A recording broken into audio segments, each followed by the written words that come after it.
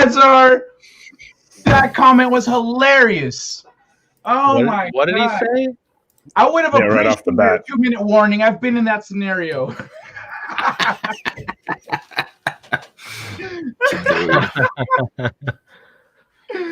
Hello, everybody, and welcome to this most distinguished first show of The Gaming Lounge. We welcome you all to our new channel where we will talk games, we will play games, we will play games while we talk, we will talk games while we play. We'll do all of it. It's going to be a lot of fun. Yeah. Thanks for being here. Welcome. I'd like to introduce, let's introduce everybody. I'm Kai, a sci-fi writer, game show host, game designer, artist, etc. I do all kinds of stuff. And I have a YouTube channel here on the YouTubes, and as does everyone else here, and those who are not able to join us at the moment. To my visual right is Angelus. Hey. Angelus. Yes. Say hello. Hello. I'm your resident vampire. I hope you guys enjoy what we're planning on doing over here. So I'll give it to Runner, and he can introduce himself now. Oh, thank you, Sparkly Vampire. I'm Runner. What's up, Christy? Hey, what's going on, guys? I'm Runner. Super excited about what we're doing in this channel. Basically, yeah, what Kai said. We planned this a while ago, and I'm happy where we are right now. And yeah, I'll give it to the what was it, the shut the fuck up guy right over at the right. Hi guys, Culture Casino here. Thank you all for joining us. As Kai said eloquently, we are definitely going to talk about games, all kinds of games, not just video games, guys. We'll talk about tabletop. We'll talk about sleeved media card games. We will talk about, if we can find the right person, Warhammer 40K. We will talk about all of the fun stuff that you can do to pass the time involving gaming. Very excited about that, and there you go. There's a 40K guy right there. So yeah, I'm not an expert on that at all. I'm pretty pumped up. I couldn't be more excited. So let's get started. We have a ton to cover today, don't we, Kai? Yeah, I was like, what are we going to talk about on Thursday? And then article after article after article. I was like, we don't have time. We don't have time to talk about it all. Let me actually. Does anyone have anything pulled up right now? Because I'm going to it in the moment. Dude, people are talking about my Hawaiian shirt. I have no idea why. Smuggler. Smuggler, yeah. It's very suspicious. Christy thinks I took this from my Your dad's. Did you steal it from Lethal Lightning? From yes. No, I got this for Christmas. It fits me. You got it for Christmas. Yes, it fits. Really? Me. I don't believe you. Yeah.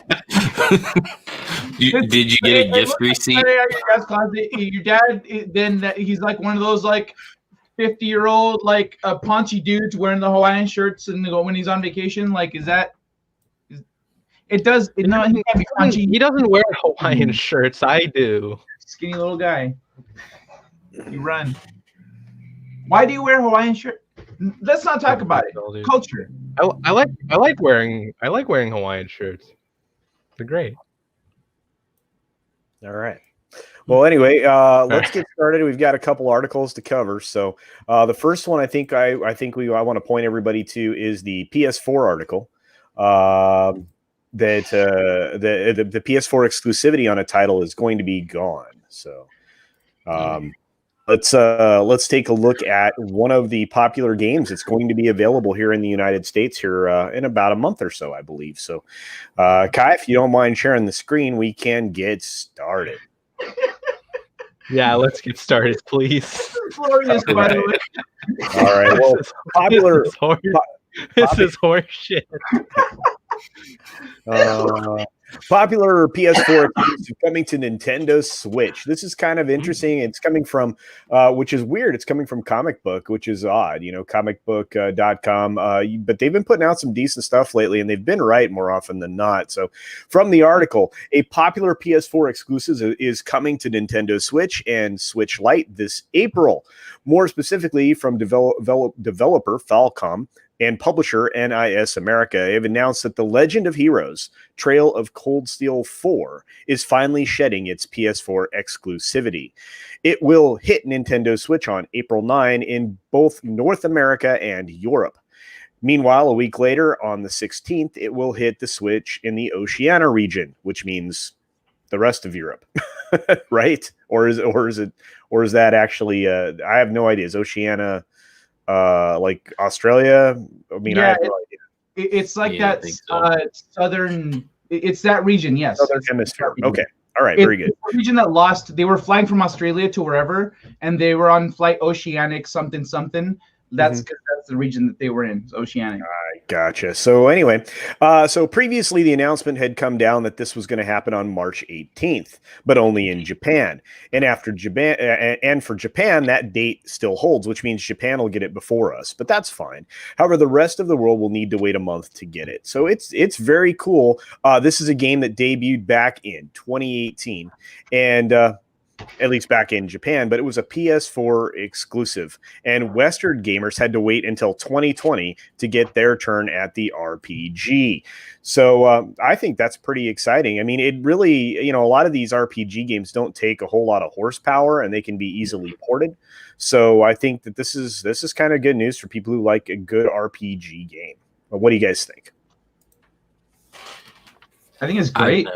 I've never heard of the game before. Yeah, me too. But regardless of that, I think it's a fantastic thing because exclusivity is one of those things. Like, I get it, but I kind of don't like it. Like, it's at the same time, though, to talk against myself real quick. Nintendo's exclusives. If I saw a Mario game on a PlayStation, that'd be weird. That'd be weird. That'd be super weird. Even as a PlayStation guy, I would say no. Yeah, and like when Sega went like no more consoles for Sega, I was like, so you guys go to Nintendo, right? I don't want to see your ass on Xbox or Xbox isn't around, but like or PlayStation. I want to see you on anything else. Like go to Nintendo, Sonic. That's where you. Sonic was on Smash Bros. And that's where they ended up, which is great. So but those are franchises that established gaming. Modern gaming was laid down. The tracks of it were laid down by Mario and Donkey Kong and these other Nintendo characters. So, but and they worked for that. And but I feel like there's a different kind of love paid to those characters and franchises than are paid to Sony exclusive titles. It's not like Sony nurtures them the way that Nintendo nurtures their titles. It's not like we're going to expect to see these legacy PlayStation exclusives become parts of the gaming landscape. That's not going to happen. No, because they never promoted them well. I want the exclusivity. If it is going to happen, I'm cool with it. Yeah, no, I hear your point, and I agree with you. And a lot of times games are exclusive to promote console sales, right? Especially at a console launch, and it's something that makes a lot of sense. And sometimes, there are performance elements that just can't be reproduced on either or any of the game systems that are available. And of course, the Switch has always been the third console, right? It's always been the one that's your backup console, the one that that there's fun games for, but it's not something that you do every time. So you have, these exclusive titles to drive that, but you also have developers that have no interest in developing for anything other than one platform, or they signed a deal specifically with that company, but that exclusivity on this particular game has run out. So look forward to seeing that RPG on on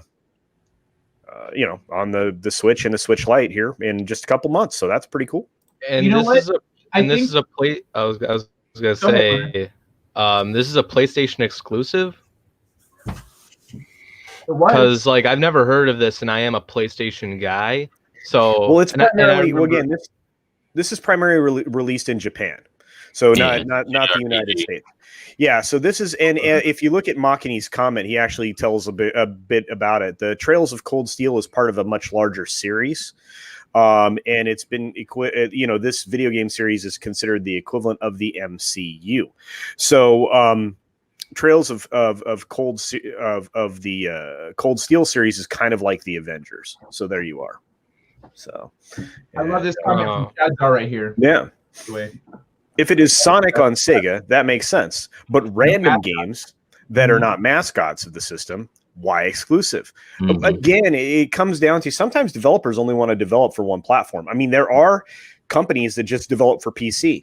And then if they get around to it, they might port it to a console. But really, all their games were originally designed for is PC. And honestly, Cyberpunk, if they'd have just pursued that from the very beginning, would have been far better off. But yeah, it is what just on PC. Yeah, at the time. Yeah. If they had started with PC and then ported it later, or ported it, well, I'm not saying that. I'm just saying it's easier to know what you're dealing with on a port if you're a software developer. Yeah. So to just develop it on a PC, everybody is going to have a PC at home, but they're not going to have. This is why right now, in the time that we live in, for the last 10 months, 12 months, whatever math you want to apply to it, that's why every developer has a PC at home, but they don't all have the development kit that comes with like the new consoles, like the PS5 or the Xbox, the new Xbox Series X, because they can't do that. They only usually give a handful of those to each one of these developers ahead of time. So it would have worked in their interest to just develop it on the PC and work the port out later. You know what I mean? Yeah. So, porting things, it takes a lot of work, but the fact that none of us had heard of this before, even this, despite being a mostly Japanese exclusive title, which Sony has recently, they're pulling their support from Japan. And they've gotten a lot of backlash from Japan, from the Japanese people for doing this. But they're switching. They're absolutely switching gears to an American audience. And but I want to touch on what Rowan Ginger Raven said here. Thank you for being here, Ginger. But true, Halo is like a mascot. Yes, Master Chief. I would say Master Chief is the most successful brand mascot outside of any Nintendo property. Can I point something out real quick? I know Kai pretty much said this already, but like, you know, like he mentioned like if you know, Mario was added to it was a PlayStation game, that would make no sense. That would be like it really depends. Like you remember when Horizon Zero Dawn was later on announced that it was gonna be on PC. Right. You know, I was okay with that. You know, that didn't bother me too much because it was a PlayStation exclusive. But hearing that announcement, I'm like, all right, fine. I mean, for a game like that, it does. I think it makes a little sense for it to be on PC because it can work. But when you put let's just say you put God of War as a Nintendo game or Uncharted, that makes no goddamn sense. Yeah. Although you might see those types of ports happen. And Kate's right, though. Rowan Ginger Raven's right. Kate says it's easier to port down than to port up. That's 100% true because usually it goes badly.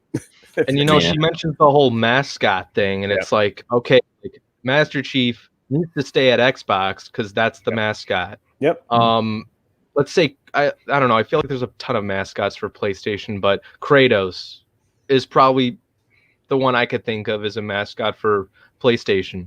Mario is obviously Nintendo. You know, and they need to stay. They need to stay in their. They need to stay in their school. It would be like a fox, you know, goes to this other school that has a crocodile as its mascot. You don't do that. See, I personally think they should just do away with exclusives altogether. Hold on. Okay, Runner, that was hilarious. Well done. But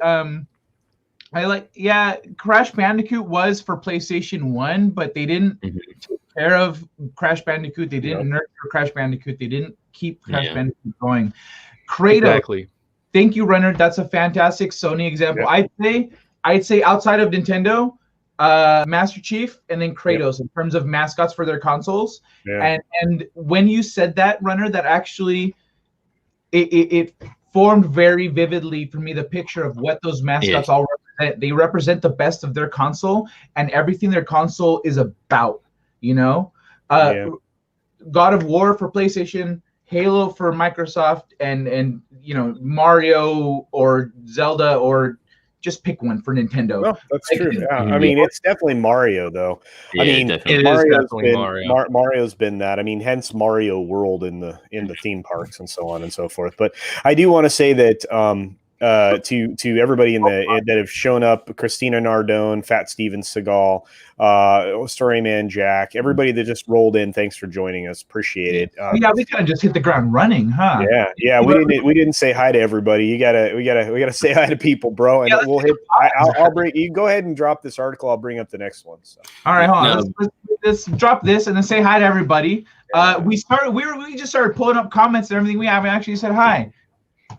Shadzar, how you doing, brother? Yeah, we're gonna get it going. People want to do things with the Discord that I don't know what it is or why. So I'm letting other people handle that. So I'm not making the Discord, and the whoever is making the Discord is very, very, very busy.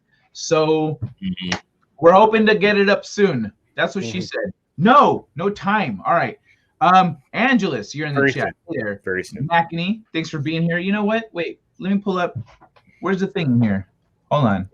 Yeah, we got Fat Steven. We've got. I can mod him, dude. Keep going. I got it. Oh, you're gonna mod him? Oh, sweet, Yeah. sweet. I was gonna do that, but all right. If you got it, then cool. Yeah, mod Macany, mod Angelus, mod. Wait, I need to be here too. But as while you guys are doing that, as far as exclusives, I think that they should just get rid of exclusives altogether and make it based on the actual platform that the games are played on. Like you have Game Pass with Xbox or like PlayStation Now, and that should be the driving force on what sells consoles and not exclusives. You're muted, Kai. God damn it! Yes, I agree. Gameplay, console, gameplay, and content, and etc. is what should be valued. I feel like exclusives. That's not cool. I feel like exclusives make the platform for the consoles lazy, and they don't have to work on their infrastructure and stuff to make their games like good for online or any of that stuff, because they're like, oh well, we have this exclusive, we'll just hold this ransom, and people will come here. Right. Because they want to play this game, not because we have an actual sound platform. Not because we have a great infrastructure, we have a great user experience, we have all this stuff polished and looking good. No. You want to play this game? It's here. You want to play it? Yeah, I hear you there, man. I'm 100% with you. Storyman Jack, thanks for being here, and no need to apologize. We're a new channel. This is our first live show. Thanks for joining us, man. Let me see. All right, so Shadzar Runners here. Bone, what up, Le Gamers? I love that one. That was great. Yep.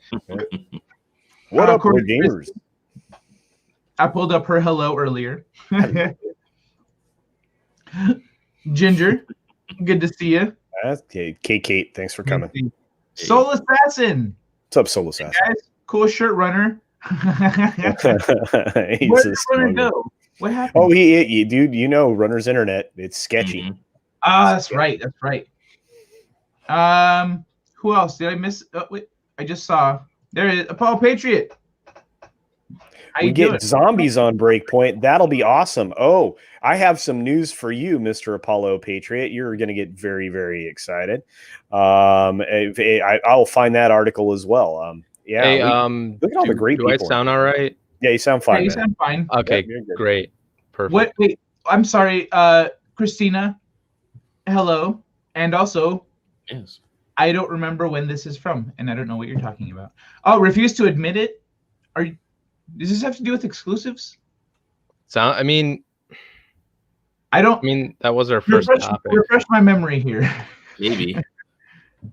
Well, I think she's speaking to Christina's speaking to the fact that they censored a game, and they refused to admit that they'd censored it. That the game specifically was TOC3 TOCS3. That game actually, if Makani, I wish Makani were in here actually right now, but Makani probably can spell out what exactly they censored there, because we had talked about it before, I believe. So Anyway, I'm going to go back getting our articles. Alrighty. You want me to pull up this one that's here? Yeah, go ahead. Yeah, go ahead. Alrighty. All right. Xbox Game Pass reportedly adding one of 2020's best games coming soon. Again, this is from Comic Book. Comic Book, like I said, they decided to be on fire lately, and this one is from Tyler Fishner.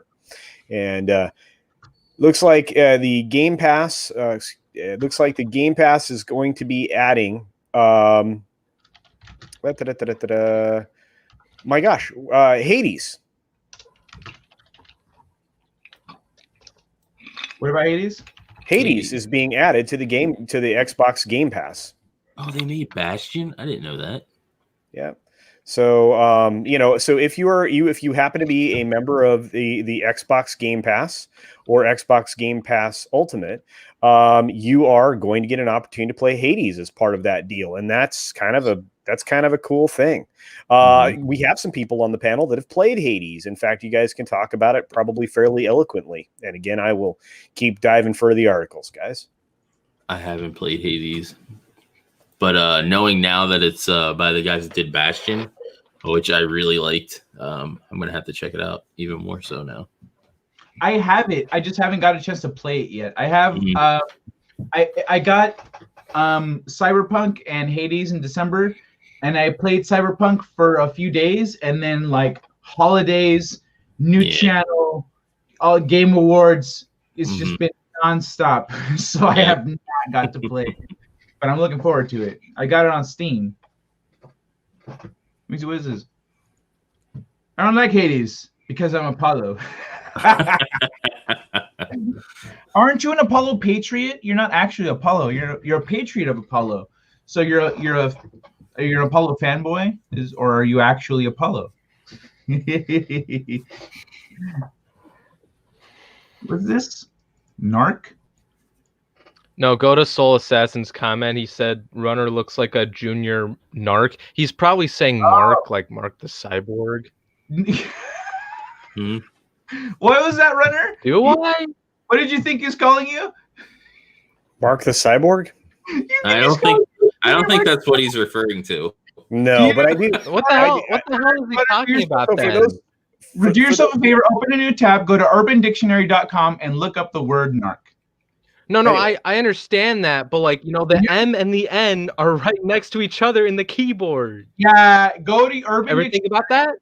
Go to Urban Dictionary and look up the word narc. I know what a narc is, but like, why? Why do you tell me this now, though? Continuing on, back on the rails. Continuing on with the gaming subjects that we're here to talk about, you crazy kids.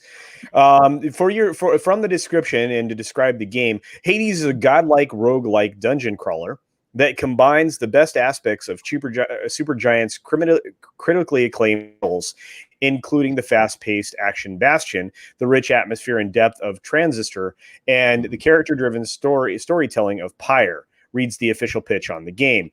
As the immortal prince of the underworld, you'll wield the powers and mythic weapons of Olympus to break free from the clutches of the god of dead himself, while growing stronger and unraveling more of the story with each unique escape attempt. So that's all there is that you need to know about this game, other than the fact that it's coming to Game Pass. So that's pretty exciting. You should see that this week. Ooh. Yeah, pretty cool stuff. And in down below, it says they're all in 2021. It's gonna get more Final Fantasy games. Oh yeah, I'm really pumped up about that because those nice. old school ones, yeah. And of course, they have their own podcast, which I'm not going to advertise. But yeah, I have to say that I'm going to get an opportunity to play this game. Fortunately, thanks to the Game Pass, so I'm pretty pumped up about that. And again, I'll be playing it on PC. My cam is flickering. All right, I'll try to fix that. It's like gray flickers.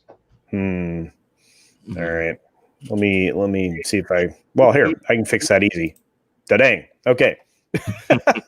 I don't know why it's flickering, but all right. Probably because I'm doing so much right now. In fact, I think I left Cyberpunk playing in the background. But anyway. Yeah, that might be it. If you did that. Could be it. Yeah. Possibly. Well, Follow. Oh yeah, I love it. It was great. Ay ay ay. So, is there more to this article, or? oh no, we just covered it. I mean, and I read the description of the game for everyone. So, you know, the next one we've got, I know everybody's really excited to talk about, you know, the changes going on at Lucasfilm and a Lucasfilm games being launched officially and they announced, gosh, everybody remembers the announcement from Indiana Jones from a couple days ago. Would you guys want to talk about that, or would you rather talk? It's stupid. I know. Or would you rather talk about this amazing announcement right here? If you can bring it up. All right. I was just waiting for you to give me the go. You betcha. The Force Reawakens. Ubisoft working on a new open world Star Wars game, Apollo Patriot. Are you excited, my friend? I hope you are. It's pretty cool. I was really excited when I saw this and I knew Apollo Patriot would go bananas. But anyway, so although the details are currently sparse, fans are hopeful that the game being developed by Massive is just the epic narrative adventure that they are looking for. And again, this is the new logo for Lucasfilm Games, which looks an awful lot like it before it became LucasArts and before they abolished it. So how odd is that? But Ubisoft is... Wait, hold on. Before we dive into this article, scroll up a little bit. Let's touch on a few other things. First of all, the logo, which you pointed out, is a throwback to the traditional style. Yeah. That is very encouraging. Yeah. That makes me feel like this is the heart is in the right place. That's right. Yeah. Feel like. And so I'm hoping that it is, because that means that we might get a pretty decent game. Although Ubisoft or Massive, who's the developer here? It's Ubisoft. It's Massive. Yeah. Has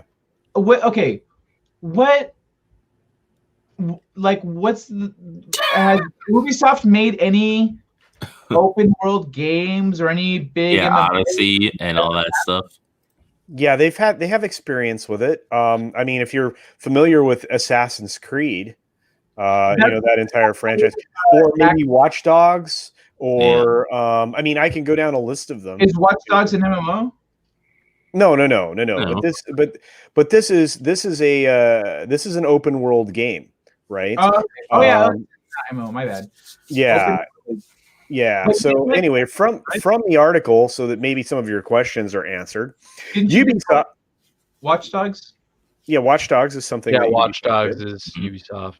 No, I'm saying, didn't you not like that game culture? I loved Watch Dogs 1, but the best one was Watch Dogs 2. Very open worldy. I played the demo for Watch Dogs 2. It was cool. Yeah, 3, there were a lot of holes that I could punch in it, and it felt like the controls were a little. In fact, you can see my review. It's the only gaming review I think I have on my channel, because I'm going to be putting all my gaming content here. So. That's the one I was thinking of then. Watch Dogs 3. That's what I was thinking. Yeah. The Watch Dogs 3 was called Watch Dogs Legion. So, but it was another game that didn't live up to the promises that that they were making when they were making it. So, but you know, it's the same, you know, and the same problems with Valhalla, but it doesn't matter anyway. I'll move on. Ubisoft is working on a new open world Star Wars adventure. The company has revealed development will be handled by the French publisher's Massive Studio, previously responsible for the online shooter series Tom Clancy's The Division. According to a report by Wired, production of the game is still in the early stages, and nothing has been revealed about the characters or setting or how the game will fit into the Star Wars cinematic universe. The project is being built by Massive's proprietary Snowdrop game engine under the division's creative director, Julian Garrity, who also worked on Prince of Persia and Far Cry franchises. So that's kind of cool. And I do enjoy the Far Cry games. Prince of Persia was good. Yeah, the last one was kind of crap. Yeah, 3 wasn't good. But that was a story. Anyway, in a blog post about the announcement, Lucasfilm Games Vice President Douglas Riley said, "We know that the fans of the Star Wars value the feeling of immersion, of being transported into the Star Wars galaxy and moving through richly detailed environments. It's fun to imagine what the team at Massive can do with Star Wars by bringing their innovative spirit and their commitment to quality. And of course, obviously, in the second major announcement following Disney's decision to revive the Lucasfilm Games brand and to take over production of games based on the Lucas properties, on Tuesday, Elder Scrolls and Fallout developer Bethesda announced that it would be producing an Indiana Jones adventure, with development duties going to Machine Games, the studio responsible for the acclaimed series of shooters set in the alternate timeline where the Nazis won the Second World War. So there you go, guys.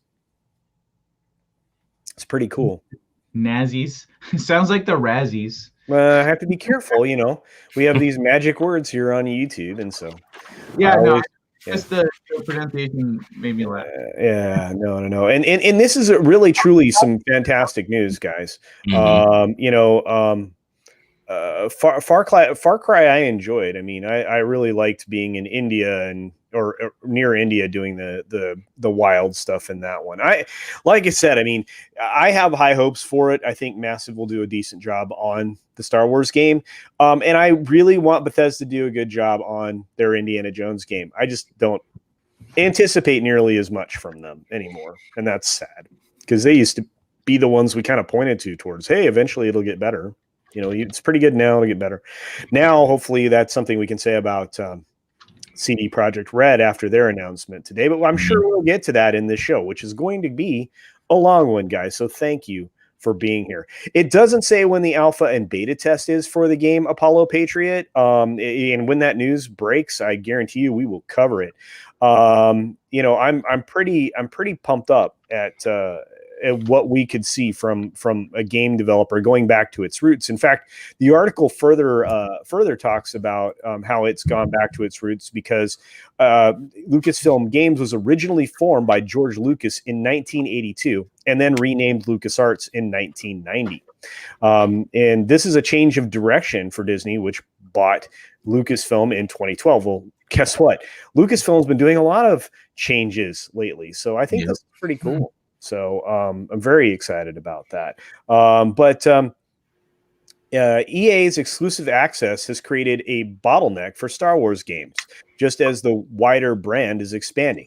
In December, Disney announced a swath of new movie and television projects to capitalize on the success of the final Skywalker trilogy. The decline of the Skywalker trilogy, every single film made money, and two of them one of them broke even a little bit and had a little extra, and the other one lost a bunch of money. So but careful. It did, guys. But of course the three Skywalker trilogy movies, okay, I'll give you that they made money, but they went down. No, they did. It made less money each movie. Why? None of those movies made money because they all came with a massive $4 billion upfront cost in addition to production. Yep. So all of those movies lost money, no matter which way you slice it. Even if they were a profit for their production, they were a loss. And you want to get down to brass tacks here. Merchandise sales have stagnated under the Disney brands, and the licensees are not producing products. I mean, they have opportunity to do so, but they've stopped doing it. Not to mention, and we'll say this way, it is $1 billion per theme park in the States that they spent on Galaxy's Edge expansion in the Studios Park in Florida and in Disneyland in California. And they stuck another $2 billion in there. They stuck $1 billion in the Disney franchise trilogy. Games though a little bit more. I think. Sorry.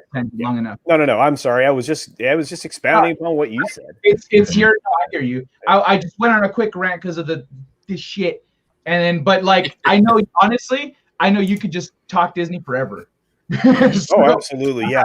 So finally, to finish this out, it says an epic open world narrative adventure set in the Star Wars universe is something fans have long called for. It has been almost 20 years. Oh my God, it's been that long since the release of Star Wars Knights of the Old Republic, which was awesome. The role-playing adventure title that many consider the best Star Wars game ever created. Veteran fans may well be hoping for revivals of older titles, especially the X-Wing and TIE Fighter space combat sims from the 1990s. So I imagine they're really going to they're really going to push hard on something that's very much like KOTOR. So, but we'll see. Maybe a KOTOR remake or remaster. I don't know if I don't know you need to be remake it or remaster. I think you just need to do something like that. No. We're more positive about Ubisoft doing a Star Wars game. Well, it's massive studios under the Ubisoft's brand, so I have a little bit more faith because they did some. I'm a little bit skeptical. Just around the I understand that. All right. And we've had some more folks join us as we've been cooking here. I appreciate that. You've got Eric DeHoff hanging out with us now. What's up, Eric? Appreciate you being here. And Mr. Tickle Trunk. Mr. Tickle Trunk asks one of the most important questions that needs to be answered. Yeah, you got to highlight it, though. Well played. Sorry. But will there be hair customization?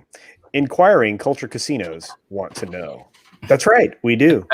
We do. I want hair customization. Or will we have to have half our head shaved and the other half with like some weird, mohawky, not mohawky, long flowy thing? I have to ask that question. So, which of course I won't want to do that.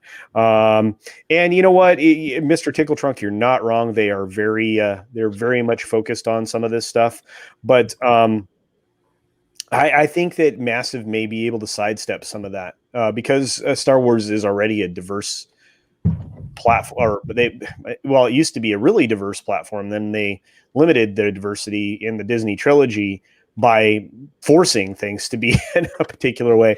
I'm not sure that it will necessarily be that way. But oh wow, a couple people at Ubisoft. Anything that the studio makes, beware. Yeah. Look, I can't say that I wasn't concerned with some of the stuff that came out. Valhalla was one of the games that I was really disappointed about, and a lot of nonsense came towards the end of that development cycle, right as it went gold. So I can appreciate that, believe it or not. So anyway, yeah. So Ubi's 100% corporate. I don't see change. Man, I hope that's not true. Christina Nardone says, never was a fan of Ubisoft in the first place. Well, some people like them. I mean, originally, think about the first 3 Assassin's Creed games. If we had Mando Merc on here right now, Mando would be, telling you exactly how great those were. And then all of a sudden, that's all gone. So yeah, it's I don't know, man. I don't know, but anyway, it was really good to cover the rebranding of Lucasfilm games from whatever it had become, right? Because once they dropped LucasArts, it just became a mess, in my opinion. So, all right. Anything else you want to cover here, Kai, or you want to address anything in the chat, anything like that? I guess I made a Minds account when I was drunk last night. Oh, awesome. Awesome. Yeah, I included mine in a description down below, so please check that out. We also dropped our first video on the channel. If you guys haven't seen it already, I was fortunate, the lucky one to pick up some news in advance and drop the video on there. So please check that one out if you haven't already. I agree with a lot of what the chat's saying. If you want to highlight the stuff about it, I was just realizing that right now while you were wrapping that up. I was like, "What the hell is this tab?" All right, let me check out the chat. Hey, Runner, thanks for linking stuff up, man. We appreciate it. Knights of the sequel trilogy? No thanks. Will John be involved in this new Star Wars game and Dave Filoni? I would imagine that they would be involved because shutting down the games division, all that stuff was stuff that happened under Kathleen Kennedy. And if we're seeing the games be brought back up as a pillar of Lucasfilm and LucasArts and stuff, then I get the feeling that this is their fault. Mhm. So, yeah. Ubi is 100% corporate. I don't see change. I've never been big on Ubisoft. I've never been. Whoa, I need to go way back. Oh my god. Yeah, dude, you missed a bunch. Sorry, chat. Hair customization. Okay. Ubisoft is woke as F. Not looking forward to a bunch of studios ruin even more Star Wars. Yeah, but this ties into the other comment there. Never was a fan of Ubisoft in the first place. Yeah, but then this though is what makes me go, well, like the Ubisoft is a competent studio. Maybe they're not stellar. Maybe they're not gonna blow our minds with anything. But their games are they're not buggy games that come out smashed. They're solid. They are a solid studio. You know, they may not be spectacular, but I don't expect low quality out of Ubisoft. So if the right where is it? If the right people are behind this, we could get a really good game. Could. Everything is about potential and probability. So I'm thinking if Runner, hold on. I'm sorry, ladies and gentlemen. Runner, what's going on? Runner, Can you hear me? Yeah. What happened? No, I was losing connection, and for some reason, it still had me on the stream. But that was, yeah, it's okay. It's still All me. right. It's still me. That's all that matters. I'm really confused. No, don't be. Does anyone have any other thoughts on what I just said right now before I address other comments? No, keep going. Jedi Fallen Order was good, so I'm looking forward to seeing more of that. It seemed I agree. There was some parts of it I thought were not the best. The jumping and the robot-y crap was kind of annoying, but whatever. So yeah, I enjoyed it. I didn't mind it. No, it's fine. I had my I liked it too. I had my takeaway. Yeah. Okay, so here's the thing. And we're about to get to this story, man, Jack. In fact, the next story is coming up is going to be very CDPR. Christina Nardone says something. There are a bunch of Mega Man fans that are making some Mega Man X fan games that contribute. Yeah, that's amazing. I have to check that out. Hold on. Let me get to the comments so I can highlight it. Yeah, absolutely.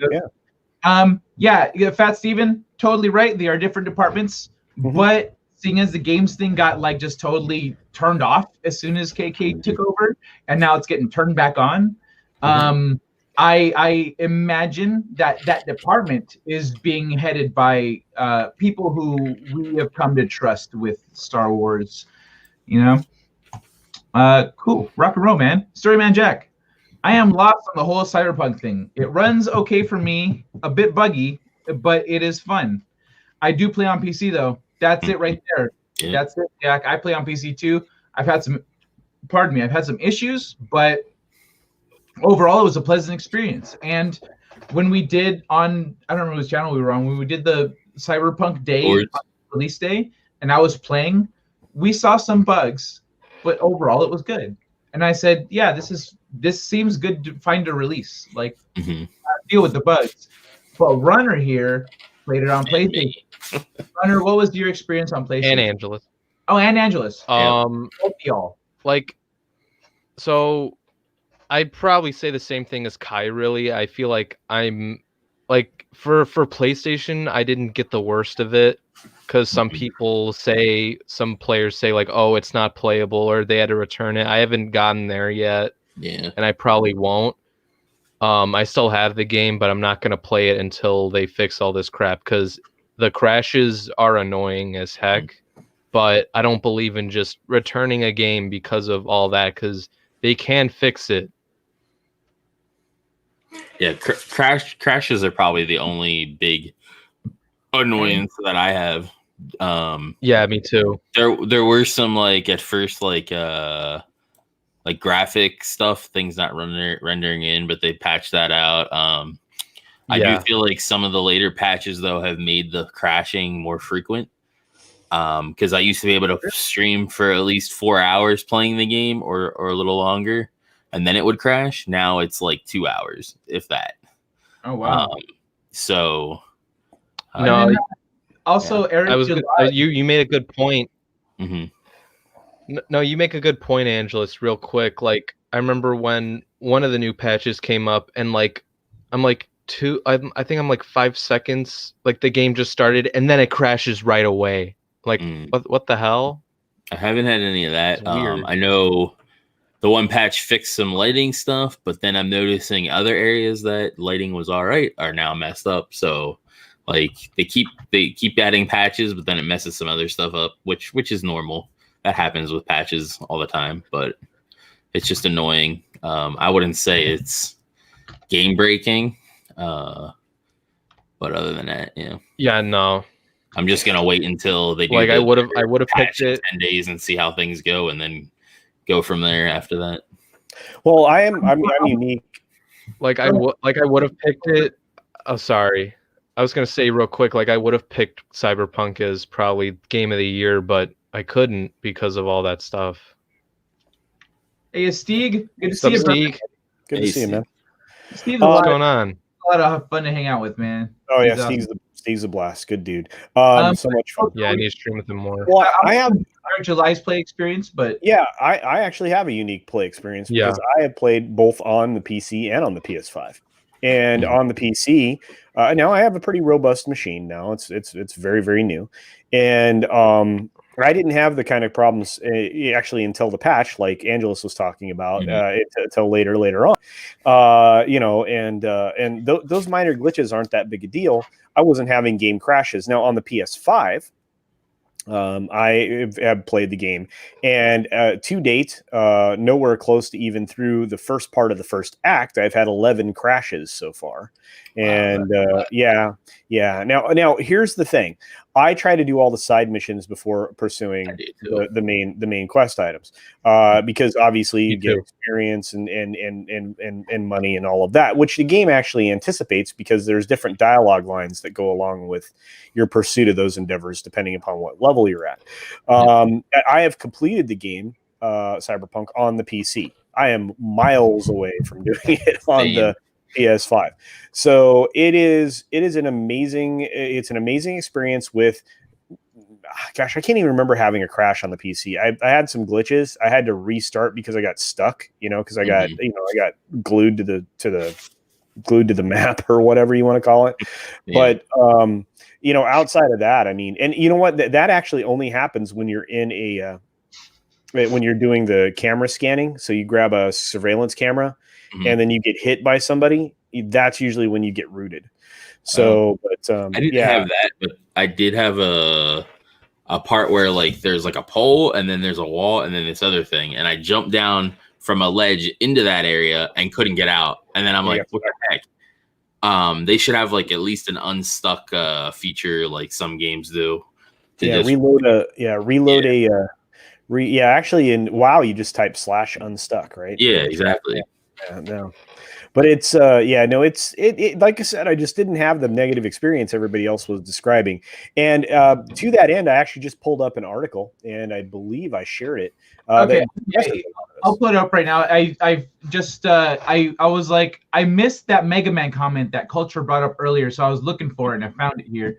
From Christina. That's awesome. That is awesome. I love Mega Man X. I'm actually gonna make a note of that so we can look into it further. What is it? Mega Man. There are a bunch of Mega Man fans that are making Mega Man X fan games that contribute to the Mega Man lore. Okay. Mega Man fan games. Mega Man X fan games. Mega Man X fan games. It's an important ad. All right. Thank you, Christina. I will dive into that soon. I'm curious, and I think that'd be a great, thing to share with people. I hadn't heard of it, and Mega Man's freaking awesome. Yep. So, Yeah. where am I'm I? I'm one of those old school gamers, so I like all that old school stuff. Mhm. So it's really cool when they can bring it up there. Culture finished a game. Wait a minute. Culture finished a game. He's already beating Angelus now. Oh yeah, dude. Yeah. Well, think about it, Fuel. When we were playing Sunday Night Hangs video games on Zombie Army Trilogy, right? I saved the day for the entire squad because they had all died, and we were in danger of failing. And I kept kiting all the zombies around and smoking them one at a time, and including multiple machine gun dudes. So it was pretty amazing. Nice. But I absolutely agree with that. Angelus looks so disappointed. Yeah. Well, he's just not that good a gamer. Poor guy. I'm just not good with that game, and my PC shit. I want to address Stig's comment here about classic games. I love it. I hear you, man. Yeah, no bugs, worse graphics. They have more heart and soul. You know what, man? If you are playing old games these days, I imagine there are some side-scrolling pixel platformers in there. If you're looking for a freaking awesome pixel platformer, check out. It's available on Steam. But if you have an Xbox controller, then you can play it, like with this guy here. But Celeste on Steam is amazing. It is a pure platformer. There's no items, there's no attacks. It's just you platforming. It is intense. I did some playthroughs of it. Go back in my channel, watch me curse at the screen for. It's fun watching you play that.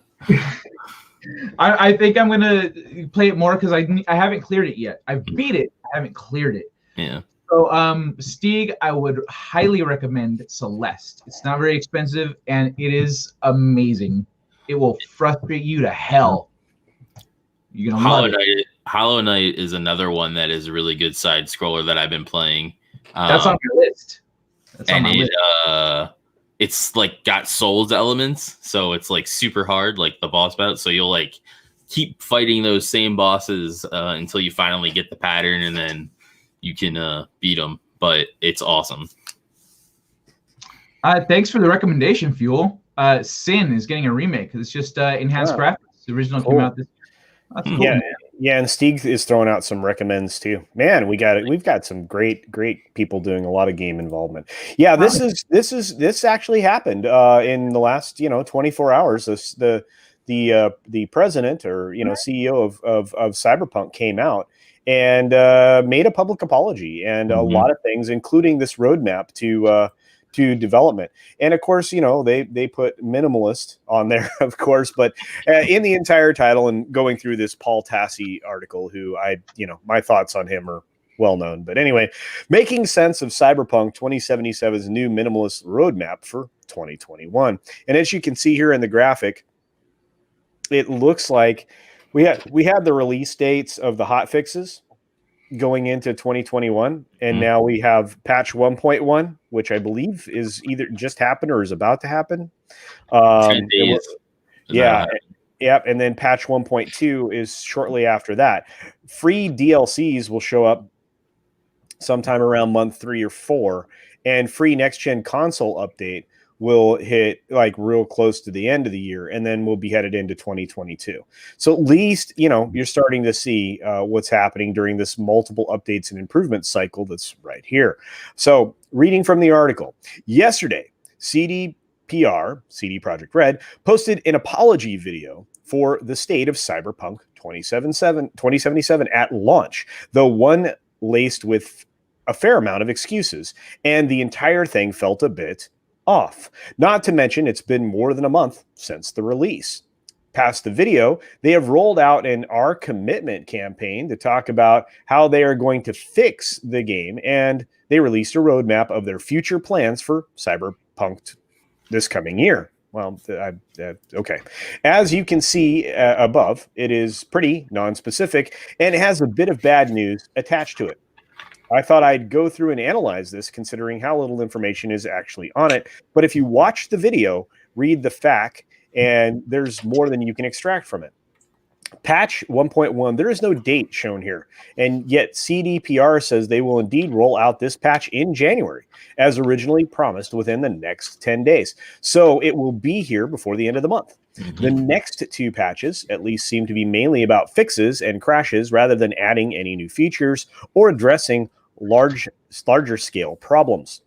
Patch 1.2, again, no date on the roadmap, but it's been stated that this is a patch that's going to be coming in the next few weeks after the patch 1.1 hits, which should hit in February.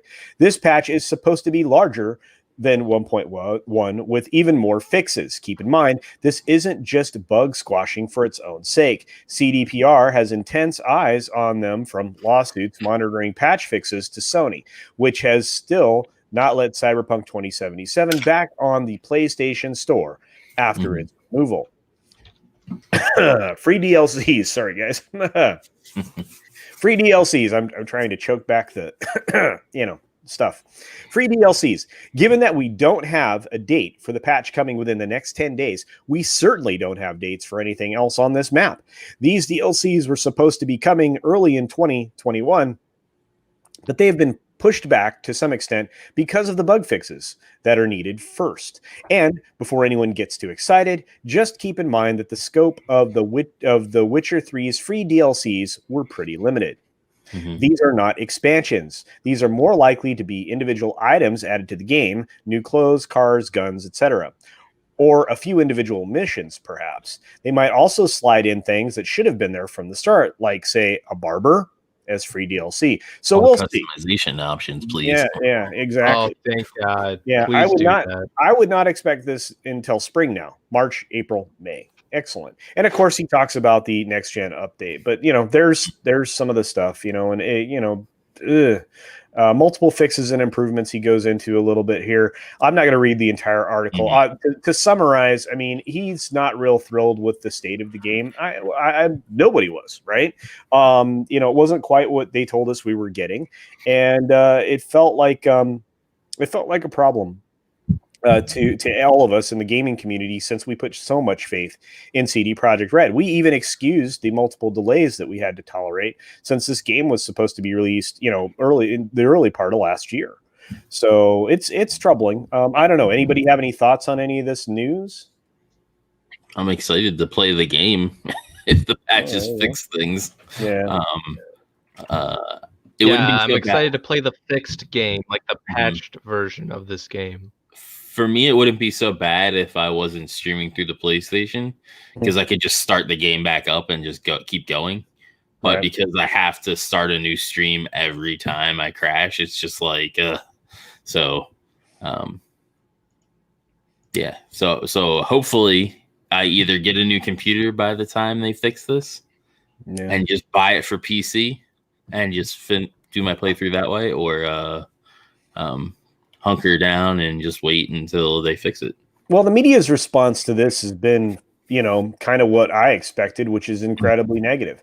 I mean, a company that comes right out and tells you we screwed up, we're fixing it, should be something that's heralded as a positive step, rather than, the lies and garbage that came along with the failure of Fallout 76, right? Fallout 76 was just Todd Howard lying to us forever and giving us Fallout 4 on a distributed platform that was half an uncompleted game. So, but anyway, let's get back to the chat. I was actually going to say that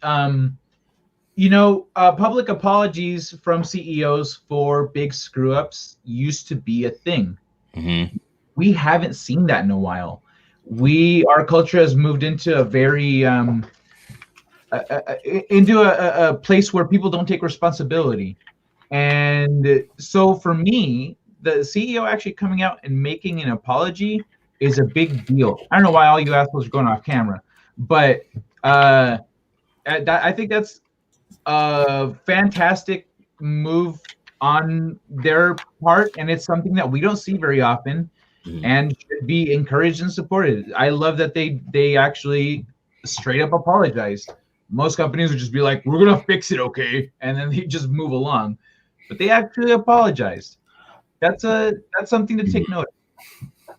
My thing is people's negativity towards it is I know me and Steven have talked about this to some degree of how much of people's anticipation is making them be negative about the situation. Like people anticipate, like their hype and their expectations, I feel, have made people want to be like vicious against this because they built themselves up to think it was going to be this amazing thing, and then were let down when they're like, I feel like they did let us down to some degree at first, but now they seem to be doing the right steps going forward to make everything right. So it's like, can you really be like, you know what I mean? Well, stop worrying about what they did and let's worry about what they're gonna do, you know? Yeah, like they already did this. You already messed up. What are you gonna do now? Well, we're gonna apologize and we're gonna fix it. Exactly. Okay, that's actually what we want. So, Soul Assassin. I have a friend actually that was on Cyberpunk because he was hearing a lot of what's it called, GTA comparisons, and he doesn't like the third-person shooting. He hates it, and so when he says, I don't know about that. I said, well, in terms of like the gameplay as you're going around doing quests in an open world, that feels very GTA. But the shooting is first person. He said, okay, I'm on board then. And so for him, this, nah. But I understand that there are people out there who prefer that. So Witcher 3. I like third person more than first. Games. Why they charge for those? Yeah. When you do a proper expansion or content, it's, you know, people don't feel bad paying for it. When you go, yep, I paid for every cent of this. This is great. And if it's like, for example, it's like sure. $40 for like a 2-hour expansion, then no, don't buy that. I mean, like for $5 maybe. Or like, for $5, I do 2 hours, you know, that's fine. 10 like, no, because but if it's like longer, like The Witcher, then yeah, I can understand why it would cost more. Yeah, and Steve, you're right. I mean, you usually have difficulties, and you usually have massive patches on day one. Patches on day one. So No Man's Sky is a good example of open world games. Yeah, that suck from the day they come out, but got better. No Man's Sky has done a lot of work to fix all the issues, and they, from what I hear from the player base, they've come around, and the game is amazing these days. Yeah, I want to try it out. I want to try it out. But I've got a queue, so yeah, I have a queue too. I'm trying to get through games, so it's really hard because I keep doing. You know, I keep doing as much as I can, you know, in the community. It's just so. But, Christina brought up Borderlands 3 having mixed receptions. It definitely was not good. But my expectations were like, I waited so damn long to play 3 because they kept putting it off that I'm like, I don't give a shit. I just want to play fucking Borderlands. Like, so I overlooked a lot of stuff with that game. You know, it's interesting. Being able to switch from first person to third person is always something I look for and I enjoy in games. You know, and yeah, Christina, I was it was such a it was a weird thing, but I like the idea of being able to do that. I mean, I prefer to drive in third person because first person, especially in a game like Cyberpunk 2077, it's hard enough to get your turns because the mini map doesn't adjust your speed. So like you'll go blowing by some place you should have turned because your freaking GPS wasn't helpful. So it's like, okay, thanks. Yeah, I prefer driving in third person. I'm glad they have third person. For me, the first person fighting feels. Yeah, I'm glad they do third person. Yeah, I'm a martial artist, so this is the perspective I'm accustomed to. This, and so in the game, this is what I see. as soon as I saw that, I was like, oh, let me see if I can figure out the controls. Boom, boom, boom, boom, boom. All right, cool. The only thing I didn't figure out without the tutorial was the shoving people off of you. I was like, oh, you can shove people. Oh, sweet. So that's how you, okay, cool. But everything else I just figured out intuitively. As soon as I was like this in the game, I went, let me see if this works like a, okay, yeah, it does work like a, oh, sweet. All right, let's do it. So the fighting actually feels very natural in Cyberpunk. They did a great job with that. Yeah. Quest tracking is terrible, but it was bad in Witcher 3 too. So what? Quest tracking is terrible, but it was bad in Witcher 3 too. So yeah, it's a little clunky managing your journal. There's no doubt about that. Yeah. How have they not learned? So many people have done quest tracking right. So I don't many. know. Wow. Yeah, Blood and Wine was a massive expansion. Yeah. Yeah, and see, you know, I don't mind spending an extra $20 for something like that. You know what I mean? Yep.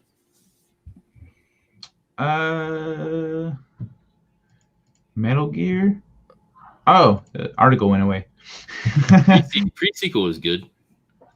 I enjoyed that. That's the only one I played was the pre-sequel. Pre-sequel was fun. But I felt like the story was lacking in 3 just because it's hard to beat Handsome Jack. Like it's just freaking hard to beat that. Yeah. Like, oh wow. Yeah. By the way, Makani, I will agree the driving needs work, but riding a motorcycle is much better than driving a car. Yeah. Really? Well, wait, that sensitivity is 10 important. But you know what? What game has actually done a fantastic job with this kind of stuff? World of Warcraft, Shadowlands. The UI is just. I'm gonna do a video about it on this channel. Actually, I was gonna do it on my channel, but now this channel exists, so I'm gonna do it here. But I'm gonna do a video about Shadowlands and the improvements that World of Warcraft has made. As someone who is pretty quick to drop out of new expansions on WoW, I intend to play the shit out of this one. I am too. I was playing the other day. Well, I was playing Sunday since I wasn't on the main thing. I was playing Sunday while they were playing. I heard, yeah, they were beating up on you. I kind of wanted. I was like, I should log into WoW and like be like, hey, Angelus, let's do Torghast or something, and just because they were giving you shit. But I was cooking, and so I was like, oh, well, Angelus has to suffer. You guys should stream it on this channel sometime. Oh, okay. Well, Culture, how much time have you got? Oh, I have just probably maybe I can probably go for another 6 minutes or so. Okay. Did you guys want to keep it going? Do we have anything else? I feel like there was more topics to bring up, but there were. I mean, here's the problem: is this week was so full of stuff. Where you know, and we will get bogged down on one thing or another. And there was another article that was on MSN that was about Cyberpunk 2077 and a little bit better information than what we just read in Forbes. So there's also additional information about some other games that are coming out. We have some board games on the horizon, stuff like that, but we can cover all that next week. So, and cards, I mean, we can start covering, the new expansions that are going to drop for Magic the Gathering and a couple other card style games. But and I heard something was happening in 40K, but I again, that's not, unfortunately, it's not my wheelhouse. Sure. I haven't kept up with it, but I have stuff from it. Yeah. So, like I said, I mean, we are really going to try to cover all of our bases. In fact, if we want to get into games of chance, I mean, we can talk about, your best odds in a casino, any of that kind of crap. There is the D&D wheelchairs thing.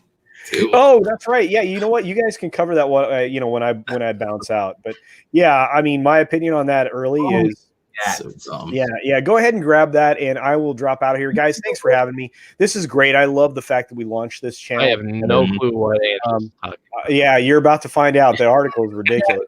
Let's make it the last topic, and then let's wrap it up. Let's talk about what we're going to do with the channel and stuff. Like I'm going to do games coming out in February, and I plan to release that February 1st. Good. So look for that. We have somebody focusing on indie titles. I know that the Atlantean is hustling to get in here. So if you guys went a little longer, you'd have him for a few minutes because he can definitely talk about retro games and stuff like that, and we can move forward from there. But anyway, like I said, I'm just going to check out, guys. It was great to launch the channel with you all. I'm really excited with what the future holds. You're going to start to see a lot of the physical content on the channel because we all have access to it. So you're going to start seeing each person do individual videos on the things that they're covering as they see it, just like I did the other day. Yeah, go ahead. I'm one step closer to getting a new computer too. So fantastic, man. Fantastic. Yeah. All right, guys. Thanks for having me. Kai, run the show, buddy. Appreciate it. Everybody out there, thanks for coming. And I'll see you soon. You guys have a good rest of the stream.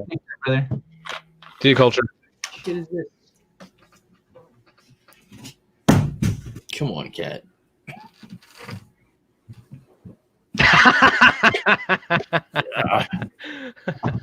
I think that was spam. What the hell that was? Jeez, is your cat that heavy? That was a pretty loud no, he knocked something over. Oh, okay.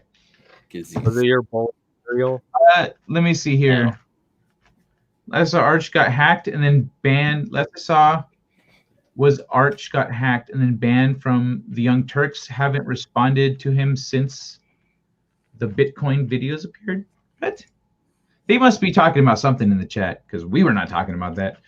D&D wheelchairs make no sense. You can heal stuff like that with simple spells in D&D. Probably 20 of them.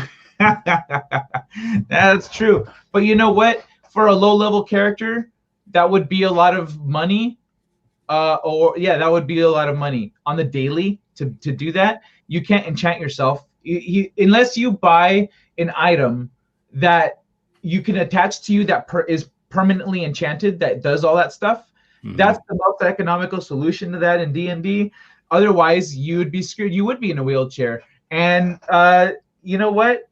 They had wheelbarrows, and they had in China they had the carts. The dude that carries you in the cart. So it's not a stretch to be like, yo, why can't I just get a chair, put some wheels on this bitch, and see what happens?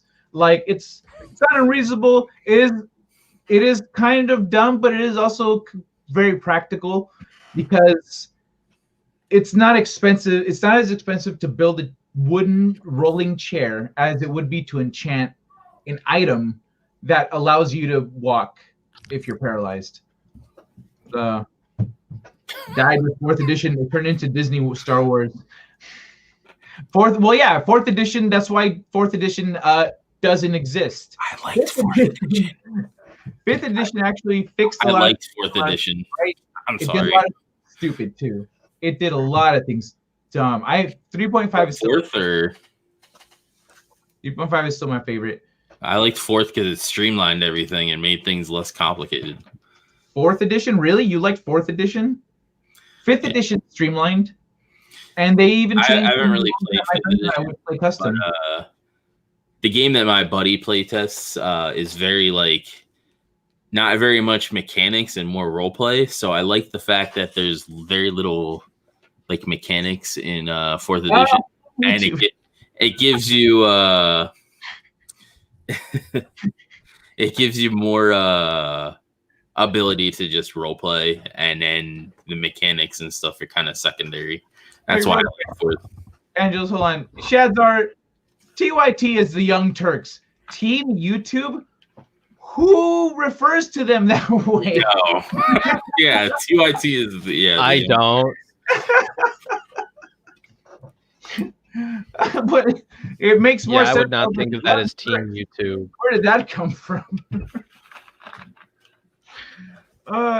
Cure Light Wound spell heals paralysis, like a natural paralysis. Like if you're born paralyzed. Cure Light Wounds does not heal that. I know Cure Light Wounds is a level 1 spell, but there are no rules in D&D that can permanently disable your character. It can't lose arms, etc. I see. Yeah, well, that's one of those things it's not a rule. DM, really. My character's missing an arm, or you lose an arm. Okay, can I reattach it? It fell down a ravine. You're bleeding to death. Heal. fuck, healing spell, etc. Like, worry about your arm later, bro. You're about to die. Yeah. And then now your character has to deal with that. That's all story, and that's with you and the DM. That D&D can eat a dick. Like, I ain't gonna tell you how to live that life. Palanquin chair. Hey, look who's here. Hey, Atlantean. Hey. What happened to your face? Hey, I'm clean. yeah. Who is this child that Oh. we have on the stream? All right, shut up. Shut up. Oh, hey, Runner. Hey, Runner. How you doing? What the fuck? Runner, did you grow long hair? Fuck, that was Angelus who said that. not me. Apparently, I just missed culture. You did. Yeah. Yeah, he had to leave. Yeah. But no, that was Angelus who said that shit, not me. So Hold on, you don't wait. tell me to shut up. You tell Angelus to shut up. Shut up, Angelus. Hold on. Stieg, are you talking about permanent character paralysis? Like your character is born with legs but can't walk? Like, I don't think a level 1 spell heals that.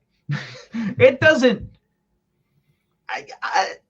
Is it? Does it? Like, I don't know. It's been a I while, was but never a DM. I was always a player.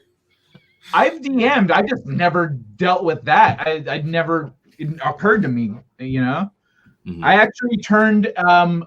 If anyone's played King's Quest, the King's Quest games on PC, fantastic games. I love This them. is actually the model that I use for my barbarian. Oh, Nice. focus. Hold on, let me boop. Come on. Dope, man. It's being dumb and not wanting to focus. Put it in front of your face so that the camera can't. It doesn't matter. We don't need to see. We don't. Yeah. That looks dope, Don't man. let us see your stupid face. All right. Anyway, But his name was Throck. He was a barbarian, and he would destroy things. You know, with his. He was half orc too. so if anyone played the King's Quest games, I turned King's Quest 6 into a D&D campaign. Hmm. I don't know what, but it had to- please highlight that Steven's comment. Lenny looks like Terry Silver.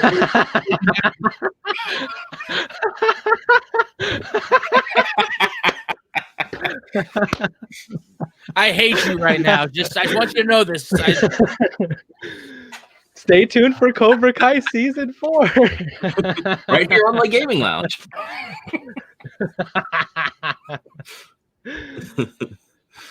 So that's how Mr. Miyagi Oh, died. you are doing game content on your channel? That's awesome, Makini. I thought you were swamped with drawing and Yeah, stuff. that's dope. Well, no, it's another channel. He's gonna. It's like a secondary thing that he's doing. Let's see. Second edition and 3.5 are the great ones in my opinion. Yeah, I played 3.5, man. I love 3.5. Fantastic. E20's AIDS is not D&D. What WOTC has never made D&D. Wizards of the Coast has never made D&D. This is all fake crap wearing a D&D skin suit. Mm-hmm. Ooh. Shots fired. What are laughing at? Yeah, that's I'm sorry, I can't stop laughing. Yeah, whatever happened. Culture was talking about doing this vampire That joke was too the good. Masquerade like game. When the hell does that happen? Come on, Culture. I know you're busy, but I got to get my vampire fix. What vampire thing? Vampire Dark or Masquerade. He was gonna do a game of that in like this 50s or 60s for us. that sounds safe. Jesus Christ, Apollo. He's gonna break his fucking neck. Yeah, I'm not gonna die, bro. One day, Apollo, I'll show you my feet. One day. Oh no. I can do a handstand. no one I'm wants not to see doing it that. on my chair. Hell no.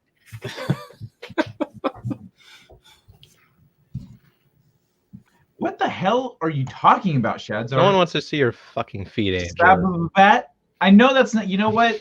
Even Jewish words only have 2 B's in it, so I don't know what the hell you're trying to say here. He's talking about vampire clans. Oh, okay. because Bruja is a vampire clan. You would know this if you'd actually pick a clan in my Discord. Oh yeah, that's right. I forgot about that. I'll do that soon. I'll go soon. You're a vampire lord, so you have access to everything. So thank you. But I want you to pick a clan. I still can't believe I'm not a vampire lord. Yeah, because you're a child. Sense. I'm gonna move your Fuck you. channel up so I see it more. There we go. Okay. How do I vampire clan roll? Is that where I go? Yeah, that's where it is. And then there's a description of each thing. I'll do this later. It looks so Is thrilled. this a chill stream now? big Why list. that? Why? Is this a chill stream now? Why the hell is Angelus walking over his stupid Discord? But eventually, I want to do a clan like wars thing on there. So like, we'll pick a game, and you'll pick members of your clan, and then we'll play a bunch of different games, and then at the end, we'll have a score, and that they will be the winners of the clan wars. Basically, that's the goal. Oh, dope. Wait, what was that? I was not listening. Yeah, Malkavian. That's what I am. Okay, so don't be Malkavian. Got it. Oh no! Crazy. Oh, he was saying. Kai just confirmed himself Malkavian. No, I don't know what that means. Let me see. Let me read it. I thought you were trying to say Machiavellian, and so that was my response.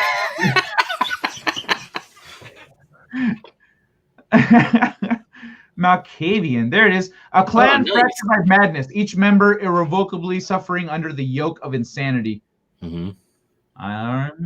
Sounds like a lot of fun. All right. How you doing, Atlantean? What happened to the beard? The fuck? Yeah, you don't look like you know anything about retro games. Have you played any retro games? You look like your first console was the Xbox 360. I'm sorry, baby. You know what?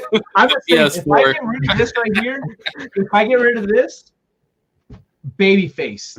People are like, "Oh, guy, you just get out of college, you got high school."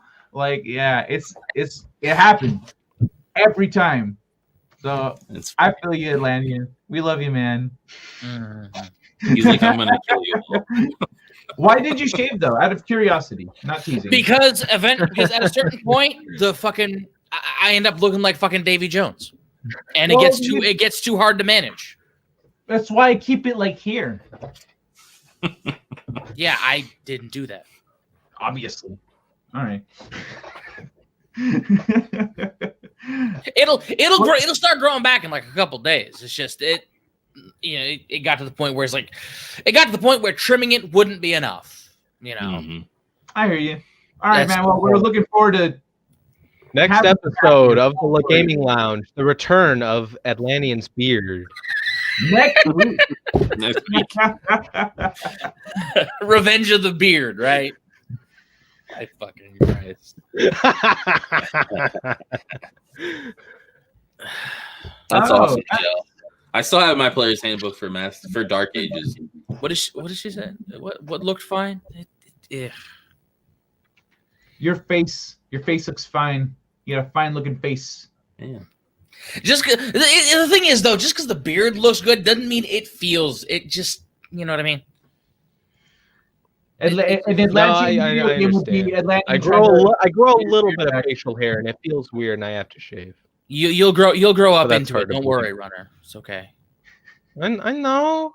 Do you have one of those? I will. Those play shaving kits, like the Ninja Turtle play shaving kits. I remember when I started getting. Go fuck yourself, you little turd. I remember when I was like 15. Why the hell would you have a that? And he has some Mr. Bubbles, and he gets bubble baths, and then he gets his little play shaving kit out, and he lathers it up, and he's like, ah. I remember when I was like 15, I'd get random little hairs. Like I would just use my dad's razor. I'd be like, I don't need to buy my own razor. I hate you. I hate you very much. Put it back. No, asshole. I use a real fucking razor. Is it a single blade or a double blade?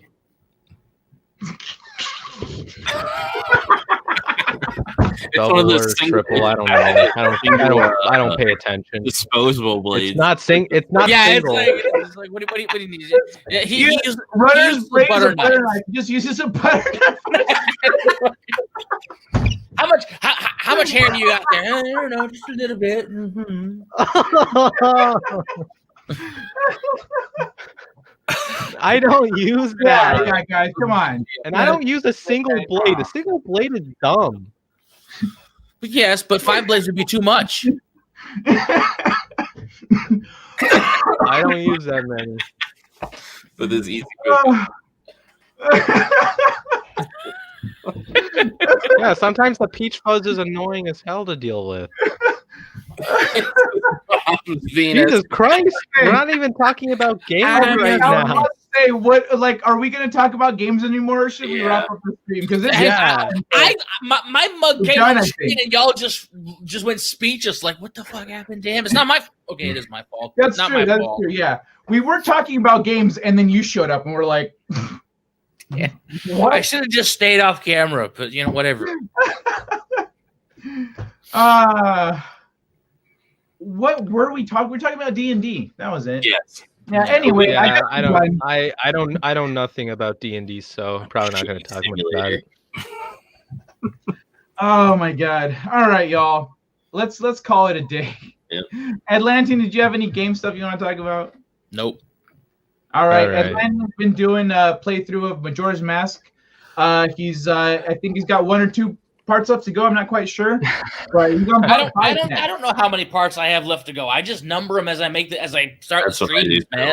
Okay. Well, It's not like I plan it out. It's this is gonna be Everyone's 4 channel- parts. everyone's channel is in the description. So go check it out. Atlanteans playing through Majora's Mask. Runners running Atlanteans. Angelus is vampiring and playing games. So check everybody out. It's been a great time. Join us next week for another Le Gaming Lounge talk show. Wait, what? We're going to have regular videos coming out. We're still figuring out how and when we're doing our content. But, piece by piece, we're going to put it out there. So, pardon me. That was unexpected. Thank you all for being here. We appreciate you. Fat Stevens, Shadzar, Soul Assassin, Shellback, Ginger, Fuel. Who else was in here? Makini, Apollo, Steeg. Shit, I just passed somebody. That was Makini. I said Makini. Everyone else. Before Did you say Fuel the Hatred? He was here. I said speaking, Fuel. I will be playing Okay. some games, most likely Fortnite with Fat Steven and Shadow. So you can check that out on my Oh channel. my god. I still hate the fact that you got me back into that game, Angelus. It's all your fault. You love it. No, it's only fun. It's fun to play with friends. I don't give a shit about solos and stuff. I don't know if you guys saw in the LGL chat, but when you guys go back and check. Let me see. What did he do?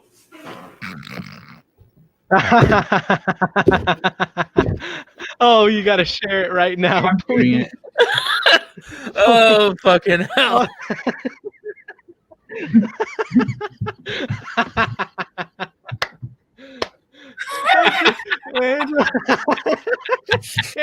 That's great. Oh, that's great. Holy shit! Oh, Terry Silver is the best Karate Kid villain. Period. Oh my god! He was so fucking one note though. Oh my god! No, he's just a really fun character. That's what makes him a good villain, in my opinion, because it's different. Thank you, Fat Steven. I appreciate it. And if you are new to this channel, Oh, that's fantastic. you subscribe. It's great. Yes. Subscribe and Angelus will give you an Oreo. It's not Christmas time. They're out. Oh my god. Jesus. Oreos are for any time, Angelus. Ew, I don't like regular Oreos. Neither do I. They got to be slathered in fudge. What'd you say? How do you not like regular Oreos? They just Because I don't like Oreos at all. Yeah, Oreos are pretty weak. I like the chocolate stuff filled Oreos. Those are pretty good. I like Anyway, the fudge. Oreos are not video games. We're done. Today's show is done. Beardless Atlantean ended it. Thanks, bro. Yeah. Let's call it a Yeah, day. thanks. We'll be back Thanks, Terry next week. Silver. We're gonna have more game content, live gameplay, etc. I think I'm gonna start playing Overwatch on here or something. I don't know. We're just gonna go ham and have a lot of fun. Is video games, board games, all the games. Mhm. So thanks for joining us. I hope everyone has a fantastic weekend. Thank you for being here. I already thank the chat and everyone. Let me see. Oreos don't taste like chicken wings. Angela is out. But he likes those vanilla covered ones or whatever, right? The chocolate fudge covered. What? Anyway, we're out. Covered. Have a great weekend, everybody. Please subscribe, like, come back next week. We're going to be talking games. If you like sci-fi, I've got a book. So, yeah, everyone take care. Much love. Thank you for joining us. Where's the thingy? I want to play the outro. Yeah, you're still on page 10, huh, you asshole? I am.